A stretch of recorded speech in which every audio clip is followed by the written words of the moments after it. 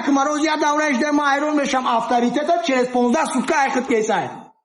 Как будто авторитета 15 сутка мешнонанш меброя. Салом алейкум терпилачои ма. Зодаи шаҳри империя Афлотун шахсияти бузург биромад. Терпилачо ягон дери дер 20 минут пас видеои навай пешаи мепартом. Терпилачо фуромӯш накунед. Дастгирӣ ҳамаш дадорум. Иншоалло бо видеои нав ай пешай.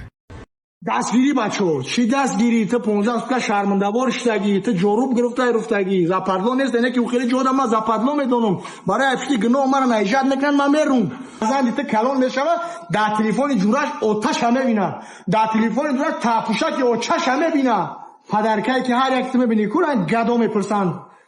دناترورا پدرکا بزا ای بزا پدرکا اساس ده حیات دختر میکنی که کامپلیمنت شتو به دل شبیوی دختر پدریت میکنی که ورتشکش بزنی نخواه پشتی پدرکه انوستای شومتی نخواه پشتی پدرکه طوری بوم نو برومده و یه تخم کنی آبا چه کرده دیر کده امیره بر وقت سر نمیتی بر وقت بدور ممکنه کلین امایده شما گرین زود بواری نم دیگه دولتا اوجه همیشه پریوود کده استن که این اخمقی مردم تاجیک ما تاجیکا را خیلی نباید بشناسن یگان تاجیک نلی تو تخم نکده بود یگان تاجیک انوز شایشون نداده بود چیزا نبرو مگن و نیمتا تاجیک هم او چیزا را ما دیگه مردک هم نمیگو مردک شیطت نمیکنه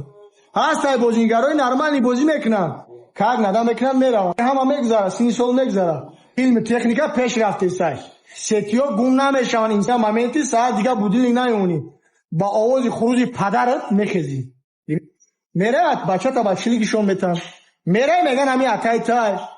نه داود مایفتی پول جدا دا پوبلیکا دختر بگن که ایشون بودی ما ایرون نشم هر یک خاریای اسپی روزای خمکی اسپی میبرویا دخترش ادینا دانش نمیکا